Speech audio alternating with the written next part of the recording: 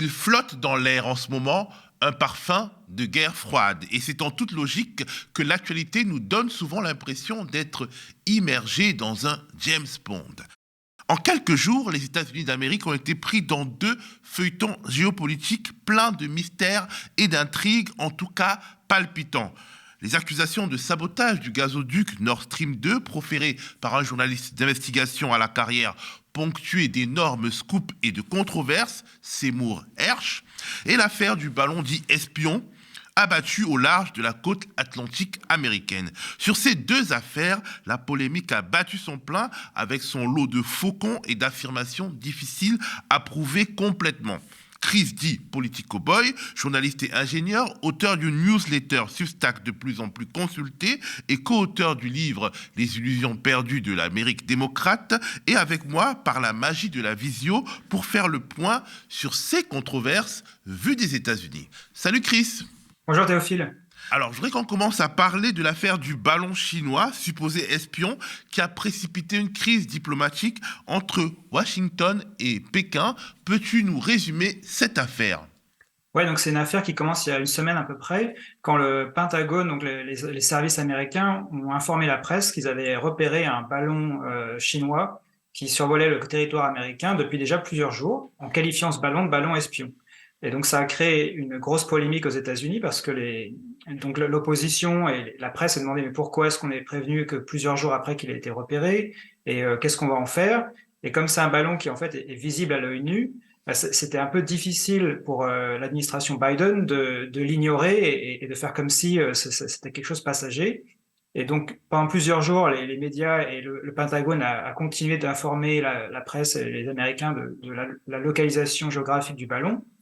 Et donc, avec la grande question, c'était est-ce qu'on va l'abattre? Et donc, la décision a été prise une fois qu'il avait quitté les zones qui ne survolaient plus les zones habitées, qui étaient au-dessus de l'océan Atlantique.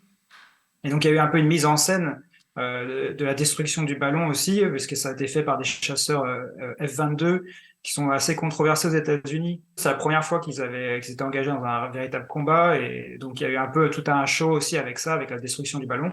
Et donc ça, c'était le côté médiatique. Et puis après, ça a surtout provoqué, d'un point de vue géopolitique, le fait que Anthony Blinken, donc qui est le ministre des Affaires étrangères, le Secretary of State américain, qui a annulé sa visite qu'il devait faire à Pékin pour rencontrer Xi Jinping. Donc ça a un impact important sur les relations entre la Chine et les États-Unis. Que sait-on de ce ballon dit espion ? À quel point était-il dirigeable ? Quel type d'informations collectait-il s'il en collectait ? Ça, c'est un peu le mystère. Au départ, la Chine a dit que c'était un ballon civil, donc qui faisait des relevés météorologiques et donc de la recherche scientifique. Et donc les Américains, eux, suspectaient que c'était plutôt de l'espionnage. Il faut savoir que c'est un gros ballon, puisqu'en gros, c'est un ballon gonflable, mais avec une espèce de nacelle qui apparemment fait la taille de 3 bus. Donc c'est vraiment une grosse structure, ce qui explique aussi pourquoi Biden ne voulait pas le détruire alors qu'il survolait des habitations pour les potentielles retombées de débris. Donc c'est quand même quelque chose d'assez gros. Mais on ne sait pas trop ses capacités. Est-ce qu'il est vraiment dirigeable ou est-ce qu'il dérive? Les Chinois disaient quand ils avaient perdu le contrôle que du coup il était à la dérive. Et puis surtout, qu'est-ce qu'il fait? Donc là, commence à avoir des réponses potentielles puisque ils ont commencé à récupérer les débris et selon les dires de l'administration américaine, donc c'est toujours des choses il faut les croire sur parole bien sûr, mais selon leurs dires, ils ont récupéré des instruments, des antennes, des choses comme ça qui servent à capter des conversations, des télécommunications. Donc on ne sait pas encore si c'est des communications civiles ou militaires. Il y a probablement aussi des appareils optiques pour faire des photos, des choses comme ça, mais c'est pas encore clair. Mais en tout cas, ça vient contredire a priori ce que disait officiellement la Chine, comme quoi c'était juste un appareil civil pour des relevés météo ou de la recherche scientifique. Mais disons que le bon sens nous amène à nous interroger sur l'utilisation d'un appareil extrêmement voyant pour faire de l'espionnage.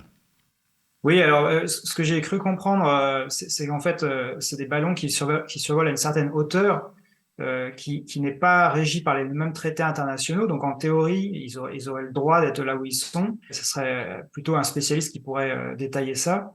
Mais il y a une raison, enfin, il y a différentes raisons pour l'emploi de ballons éventuellement. Le fait qu'on peut embarquer plus d'équipements qu'un satellite, qu'on est plus près quand même du sol, donc on peut faire des images de meilleure résolution ou capter des conversations.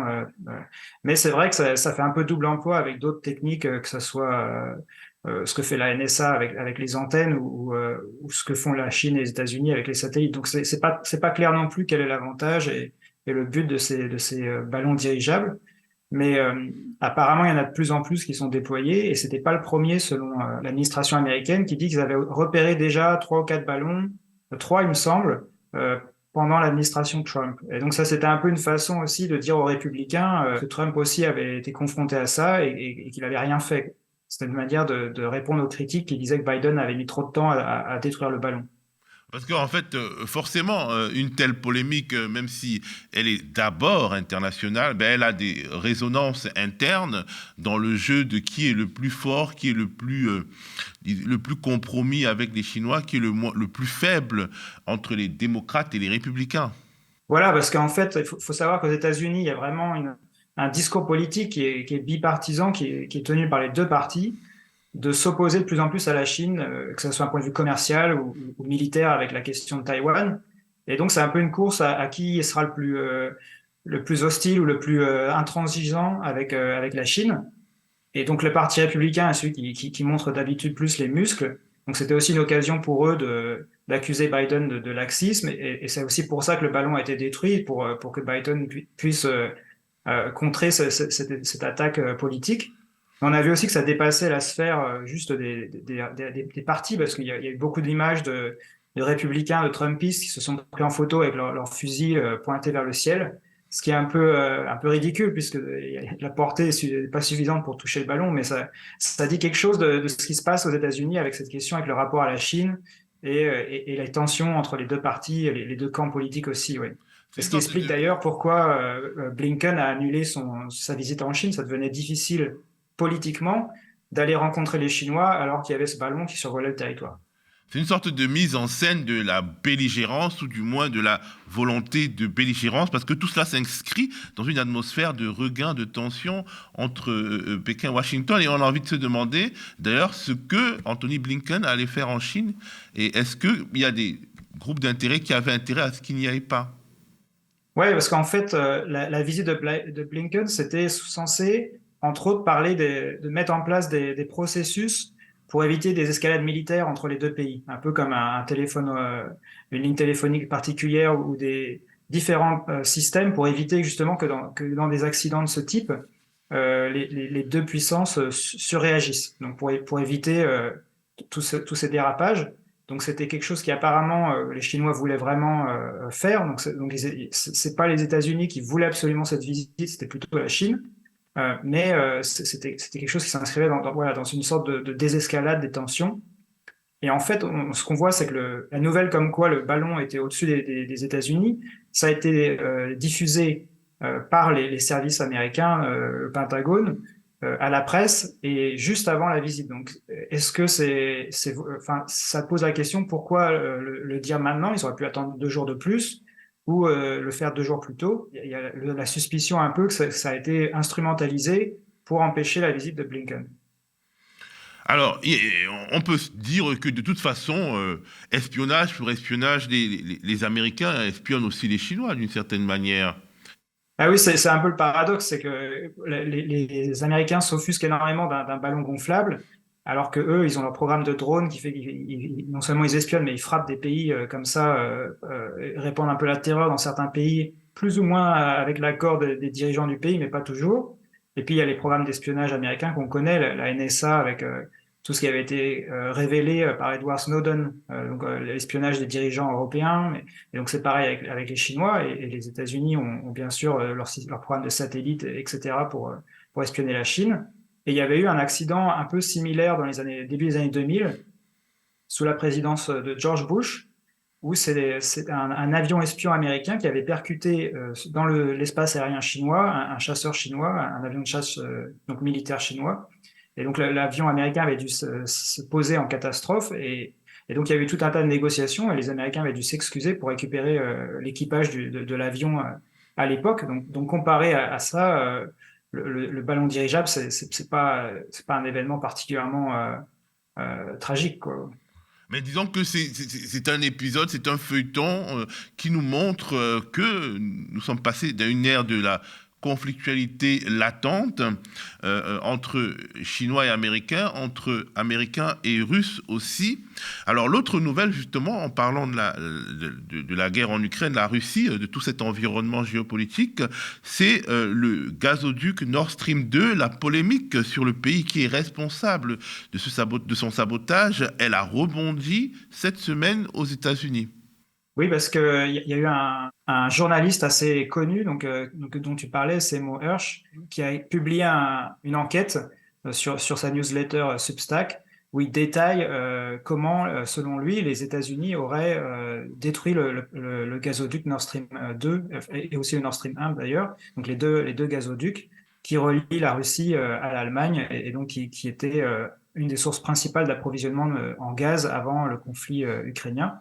Donc, c'est des accusations très sérieuses qui sont portées, puisque selon lui, en gros, euh, l'administration Biden avait planifié la destruction de ces gazoducs dès l'été 2021, donc à peu près au moment où les Russes commençaient à masser des troupes à la frontière ukrainienne. Et donc, ils auraient pris la décision. Justement, à l'appui de sa thèse, il y a des vidéos où Joe Biden annonçait la capacité des États-Unis à stopper en fait le transfert de gaz de la Russie à l'Europe en cas de conflictualité. Voilà, donc à l'époque, ça avait été plutôt ressenti comme une menace diplomatique, on va dire, comme quoi ils allaient avoir les moyens d'obliger l'Allemagne, qui était au final l'acteur qui pouvait couper le gaz côté européen, donc obliger l'Allemagne à stopper la mise en service du Nord Stream 2 et éventuellement à stopper les livraisons de gaz via le Nord Stream 1 qui fonctionnait déjà. Mais quand il avait été relancé par les journalistes à l'époque, en conférence de presse, qu'on lui avait dit mais vous allez faire comment pour empêcher ce pipeline? Et il avait dit on aura les moyens, mais c'était pas très clair, quoi. Donc du coup ça forcément ça alimente les soupçons que ce qui était derrière enfin de ce qu'il avait derrière la tête, c'était pas forcément des moyens diplomatiques, mais que c'était des moyens militaires, quoi.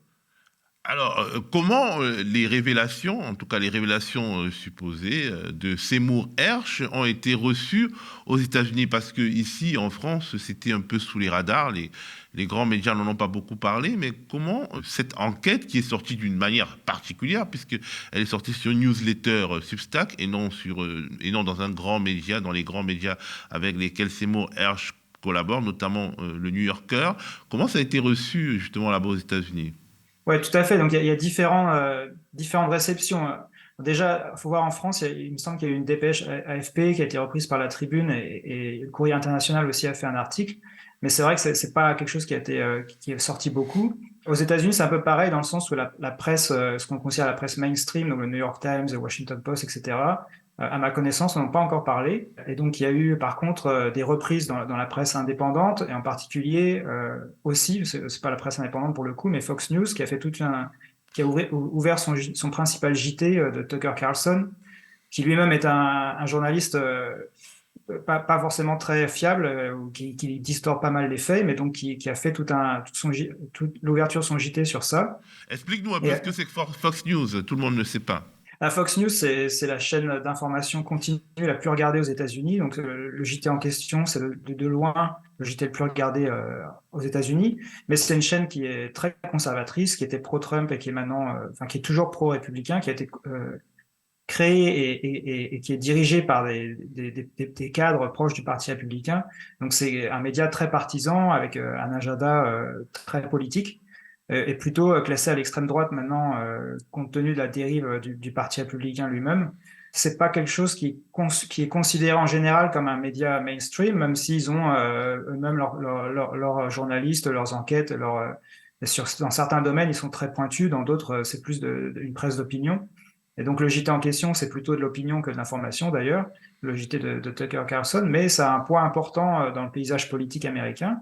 Et donc, ce JT a donné énormément de crédit aux révélations, ou plutôt aux allégations du journaliste Seymour Hersh. qui lui-même est en fait une figure controversée, comme tu disais, il a gagné un prix Pulitzer dans les années 70. Il a révélé aussi la torture en Irak de l'armée américaine en 2004. Mais il a aussi, après, sorti des informations beaucoup plus non vérifiées et qui ont fait beaucoup plus polémique en particulier sur les circonstances de la mort d'Osama Ben Laden et l'usage d'armes chimiques en Syrie. Il n'a plus beaucoup de la confiance de la presse mainstream, ce qui explique, entre autres, pourquoi cette information, son enquête assez accablante, si elle était vraie, n'est pas vraiment reprise par les médias. Mais il y a eu des questions, du coup, qui ont été posées en conférence de presse aux représentants du ministère de la Défense américain. Le ministère de la Défense et la CIA ont nié les accusations, on dit que c'était des affabulations complètes. Mais quand même, on voit que ça a été jusqu'à ce que ça soit posé en conférence de presse. Donc c'est quand même une information qui a pas mal circulé aux États-Unis. Et les Russes se sont saisis de cette information pour demander des explications aux États-Unis. Oui, pour eux, c'est sûr que c'est une occasion de ramener le sujet. Ce qui est assez surprenant, au final, l'enquête de Seymour Hersh, ça repose sur une seule source qui est anonyme. Donc, même s'il y a beaucoup d'informations relativement crédibles dedans qui sont données sur le déroulé de l'opération qu'il présente, il n'y a rien de vérifiable et tout repose, enfin, l'accusation principale, comme quoi ce serait les États-Unis qui auraient planifié ça, ça repose sur une source anonyme. Donc, Une c'est source anonyme, impossible donc de en savoir. fait, c'est Seymour Hersh qui met sa crédibilité dans la balance et son histoire professionnelle en disant, bon, c'est une source anonyme, mais moi, j'ai jugé qu'elle est assez crédible pour sortir sa version, en gros. C'est ça, voilà. Et du coup, certains diront que sa crédibilité était déjà pas mal entachée, donc il faut voir si c'est vraiment combien de crédit on peut apporter à son enquête. Cela dit, ce qui est intéressant quand même de noter, c'est que quoi qu'on pense de ce que lui il écrit, on n'a toujours pas de piste alternative fiable pour dire qui est responsable. Parce que la Justement, en Russie fait, a, ça fait un certain nombre de temps qu'il y a eu ce sabotage. Il y a eu 3 enquêtes indépendantes, une enquête suédoise, une enquête danoise, une enquête allemande. Les 3 ont montré qu'il y avait bel et bien des charges explosives, sans dire quand, qui, où, comment. Oui, enfin, où quand même, on sait à peu près où ils étaient, mais voilà, c'est clair que en particulier, l'enquête suédoise, c'est apparemment celle qui a été la plus aboutie selon le New York Times. Et donc, eux, ils disent clairement il y a eu des charges, ils pensent que ça a été déposé par des plongeurs et que c'est un État qui a fait l'opération. Donc ça cale parfaitement avec ce qu'écrit Seymour Hersh, mais bon, Seymour Hersh a pu reprendre ça directement de la presse, il n'a pas forcément il aurait pu copier-coller ce qui est déjà su donc pour que son histoire rentre dans le cadre préexistant. Donc c'est pas forcément, ça valide pas l'enquête de Seymour Hersh pour autant, mais c'est des faits qui sont là. Et donc ça pointe donc la responsabilité d'un acteur étatique et un mode opératoire qui serait proche de ce que décrit Hirsch. Après, la Russie avait accusé l'Angleterre, par exemple, le Royaume-Uni, d'être derrière sans fournir de preuves non plus.